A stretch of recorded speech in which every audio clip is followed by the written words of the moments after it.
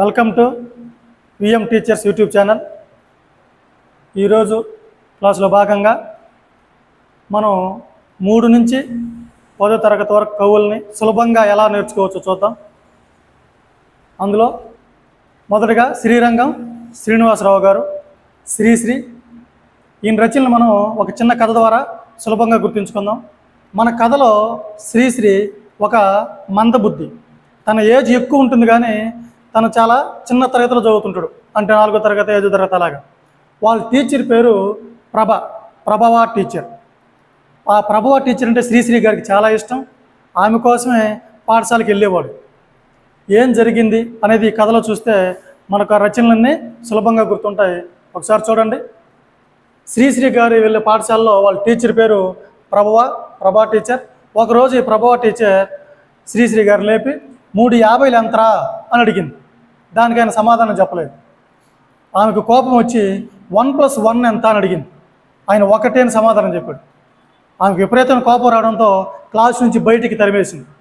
తనకి ఎంతో ఇష్టమైన టీచర్ అలా తరిమేయడంతో చాలా బాధపడ్డాడు ఆయన.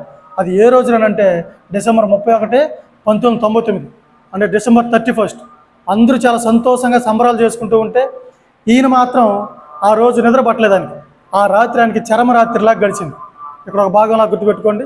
ఆ రాత్రి ఆయనకి చరమరాత్రి. ఇంకా అంత ఇష్టమైన టీచరే తిట్టిన తర్వాత నేను బతుకుండి ఏం చేయాలి, చనిపోదామని ఫిక్స్ అయ్యి ఆయన ఒక ఖడ్గాన్ని తీసుకొని శ్మశానానికి వెళ్ళాడు.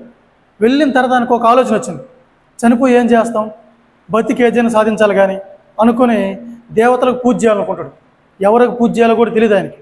అందుకనే తన చేతిలో ఉన్న ఖడ్గాన్ని అక్కడ సృష్టించి, అంటే నిలబెట్టి, దాని మీద అక్కడ ఎప్పటి నుంచో సుప్తావస్థలో ఉన్న అస్థికలను తీసుకొని, ఆ సుప్తాస్థికలను తీసుకొని దాని మీద చల్లుతూ సిప్రాలి దప్రాలి అనే మంత్రాలు చదవడం మొదలుపెట్టాడు. ఈ మంత్రాలు ఎంత కర్ణకఠోరంగా ఉన్నాయంటే వినేవాళ్ళ చెవుల్లోంచి రక్తం వచ్చేలా ఉన్నాయి. దేవతలకు సైతం అలా రక్తం కారుతున్నాయి అన్నమాట. వెంటనే అనంతలోకంలో దేవతలంతా ఒక్కసారిగా ఆయన ముందు ప్రత్యక్షమయ్యి నీకేం కావాలని ఆయన, ఎందుకు మాకు ఈ బాధ అంటే, నాకు శక్తులు కావాలి, అద్భుతమైన తెలివితేటలు కావాలని కోరుకుంటాడు ఆయన. అందరూ ఒక్కసారిగా తదాస్తు అని చెప్పి వెళ్ళిపోతారు. అప్పుడు ఆయనకి సందేహం వస్తుంది, నిజంగా నాకు ఆయన శక్తులు వచ్చాయా అనేసి. అక్కడే కూర్చొని మహాప్రస్థానం అనే గ్రంథాన్ని రాస్తాడు. చాలా తక్కువ టైంలోనే ఆ మహాప్రస్థానం అనే గ్రంథం విపరీతంగా పాపులారిటీ సంపాదిస్తుంది. ఏ బుక్ స్టాల్లో కూడా దాని ప్రతులు లభ్యమవు, తొందరగా అయిపోతూ ఉంటాయి. ఒకరోజు ఆయన వెళ్తూ ఉంటే అక్కడ ఒక బుక్ స్టాల్ ఎదుట చాలా పొడవాటి క్యూ ఉంటుంది. ఆ క్యూలో చివరన వాళ్ళ ప్రభవ టీచర్ నిలబడి ఉంటుంది. వీళ్ళు అడుగుతాడు, ఏంటి టీచర్ మీరు ఇక్కడ నిల్చుకో ఉన్నారు అనేసి. నీ మహాప్రస్థానం గ్రంథం కోసం నిల్చోన్నాను ఆయన, అది నాకు దొరకట్లేదు, చాలా రోజులు ట్రై చేస్తుంటాను. అయ్యో టీచర్, మీరు నా మహాప్రస్థానం కోసం ఎదురు చూడడం ఏంది, మీరు రాండి, మీకోసం నేను మరో ప్రస్థానం రాస్తానని చెప్తాడు. అలా మరో ప్రస్థానాన్ని రాసి ఆమెకు అంకితం ఇస్తాడు. దాన్ని ఇచ్చి, ఇప్పుడు నేను చాలా తెలివైన వాడిని, మీకన్నా పెద్దవాడిని, మీరంటే నాకు ఇష్టం అని చెప్పి తన ఇష్టాన్ని తెలియజేస్తాడు. దానికి ఆమె నాకు ఇక్కడ మ్యారేజ్ చేసుకోవడం ఇష్టం లేదని చెప్పడంతో ఆమెను తీసుకొని చైనాకి వెళ్ళి చైనాలో వాళ్ళ పరిణయం రహస్యంగా జరుగుతుంది.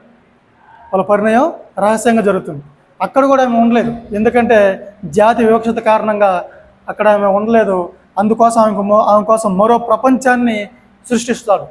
ఆయనకున్న శక్తులతో మరో ప్రపంచాన్ని సృష్టించి దాంట్లో వారిద్దరే ఉంటారు.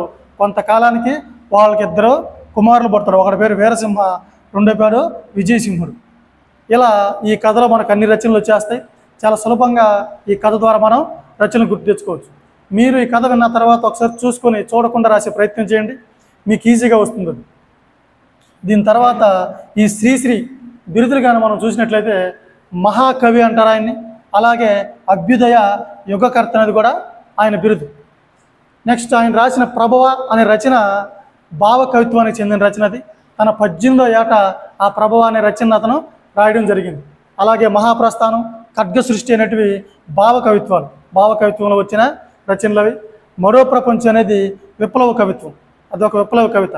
అంటే మనకు భావ కవిత్వం, అభ్యుదయ కవిత్వం, విప్లవ కవిత్వం అనే 3 కవిత్వోద్యమాలు ఉంటాయి. ఈ మూడిట్లో ఉండి కవిత్వాలు రాసిన ఒకే ఒక వ్యక్తి ఎవరనంటే ఆయన శ్రీశ్రీ గారు. అలాగే అనంతం అనేది ఆయన యొక్క స్వీయ చరిత్ర. ఇవి శ్రీశ్రీ గారివి. తర్వాత క్లాస్లో ఇంకో కవి గురించి మనం తెలుసుకుందాం.